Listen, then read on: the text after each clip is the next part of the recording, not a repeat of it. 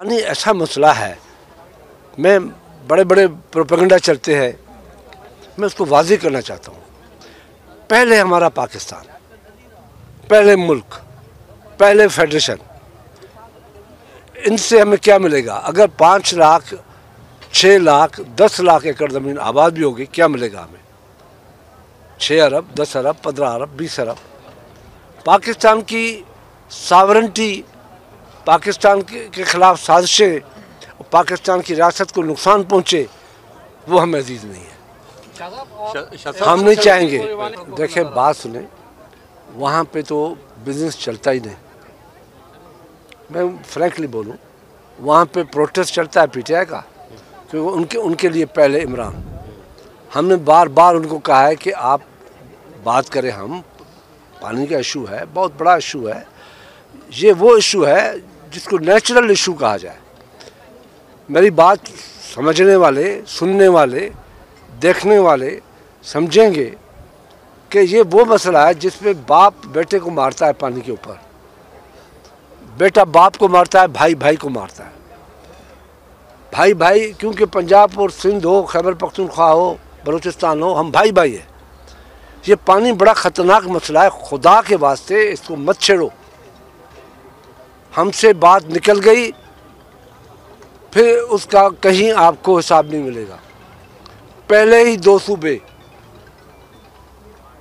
آگ میں جل رہے ہیں، کون لگا رہا ہے؟ کوئی تو پاکستان کا دشمن ہے۔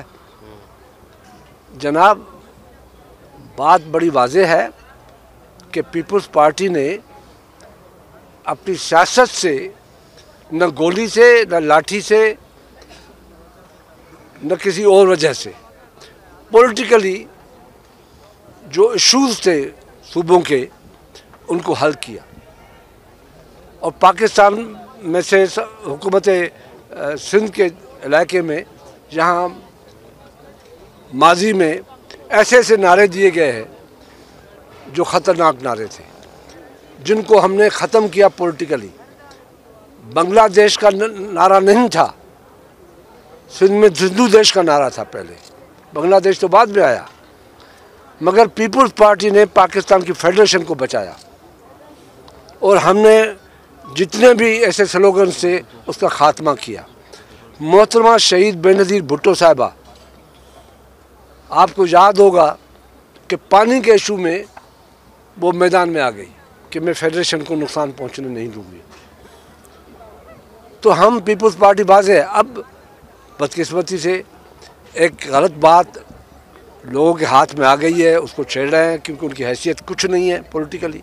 صدر صاحب نے، آپ نے کہا گیا ہے نا، آپ ایمان سے بولے، صدر صاحب نے اپنی ایڈریس میں، جو فرسٹ ایڈریس ہوتی ہے جہاں پہ لائن دی جاتی ہے، کیا کہا؟ کھل کے کہا کہ بننا نہیں چاہیے، یہ نہیں بنے گا، پاکستان کو نقصان ہوگا، میں پاکستان کو نقصان ہونے نہیں دوں گا۔ اس سے بڑھ کر کیا کہے؟ اب ان لوگوں کو ایشو ملا ہے جن کو کوئی پوچھنے والا نہیں ہے۔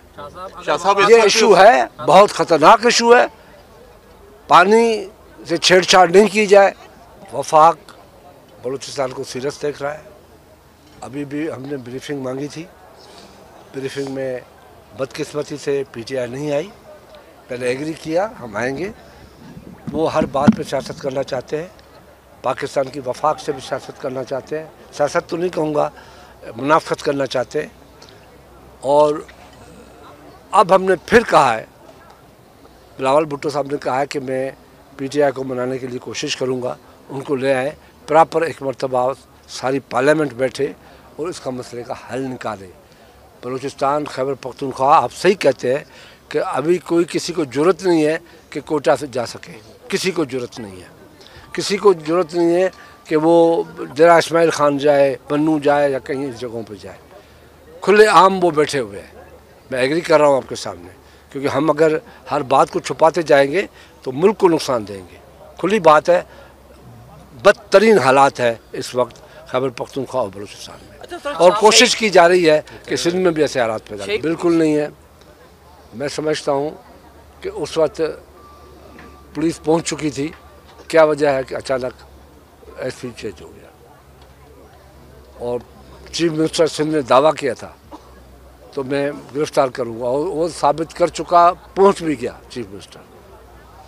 کیوں اینڈ ٹائم پہ یہ مسئلہ پیدا ہوا مجھے پتہ نہیں۔ پاکستان کو بچانے کے لیے ان کاموں کو روکنا پڑے گا۔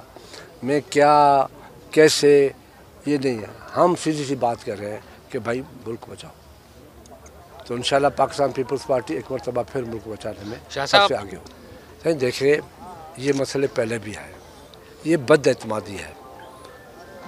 60s میں بلوچ اوپر چڑھ گئے تھے، 60s میں نوروز خان شاید تھا، ان سے پھر ایگریمنٹ ہوا، بات ہوئی، وہ نیچے آ گئے۔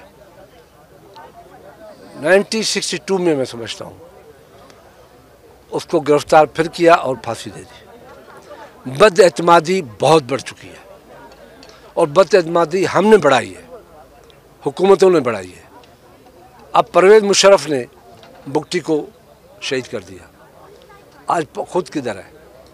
اس دن سے یہ آگ جل رہی ہے اور تیزی کے ساتھ آگے بڑھ رہی ہے۔ تو اس کے لیے ایمان کے تحت، اعتماد کے تحت